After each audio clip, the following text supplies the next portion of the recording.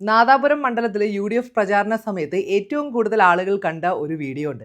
അതായത് UDF സ്ഥാനാർത്ഥിയായിട്ടുള്ള KM അബ്ജിത്തിന്റെ ഒരു പഴയ വീഡിയോ ആണ്. തിരുവനന്തപുരം സെക്രട്ടേറിയറ്റിന്റെ മുന്നിൽ വെച്ചിട്ട് പോലീസ് മർദ്ദനമേൽക്കുന്ന ദൃശ്യങ്ങളാണ് കണ്ടിട്ടുണ്ടായിരുന്നത്. UDFന്റെ പ്രചാരണ സമയത്ത് നാദാപുരം മണ്ഡലത്തിൽ ഏറ്റവും കൂടുതൽ ആളുകൾ പ്രചരിപ്പിച്ചതും ഈ ഒരു വീഡിയോ തന്നെയാണ്. ഞാനായി അത് എവിടെയും പ്രചരിപ്പിക്കാറില്ല.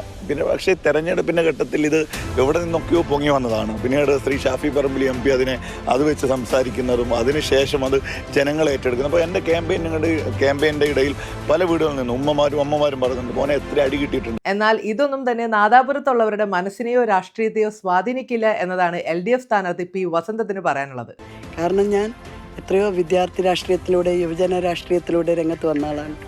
ഈ നാദാപുരത്ത് ആരെന്ത് എന്നുള്ളത് നാദാപുരംകാർക്കറിയാം. കഴിഞ്ഞ 2 തെരഞ്ഞെടുപ്പുകളിലായിട്ട് 5000-ന് താഴെയാണ് ഇടതിന്റെ ഭൂരിപക്ഷം എന്ന് പറയുന്നത്. കഴിഞ്ഞ ലോക്സഭാ തെരഞ്ഞെടുപ്പിൽ 23,000-ലധികം വോട്ടുകൾക്ക് ഷാഫി പറമ്പിൽ ലീഡ് ചെയ്തു.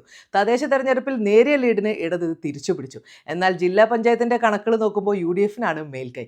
ഈ കണക്കുകളൊക്കെ തന്നെ മനസ്സിൽ വെച്ചുകൊണ്ടാണ് എല്ലാ മുന്നണികളും കാത്തിരിക്കുന്നത്. എന്നാൽ നാദാപുരം മണ്ഡലത്തിൽ നിർണായകമാവുന്നത് പ്രവാസികളുടെ വോട്ടുകളാണ്. നിലവിലെ ഗൾഫിലെ സാഹചര്യങ്ങൾ കാരണം വോട്ട് ചെയ്യാനായിട്ട് പലർക്കും നാട്ടിലേക്ക് എത്താൻ കഴിഞ്ഞിട്ടില്ല.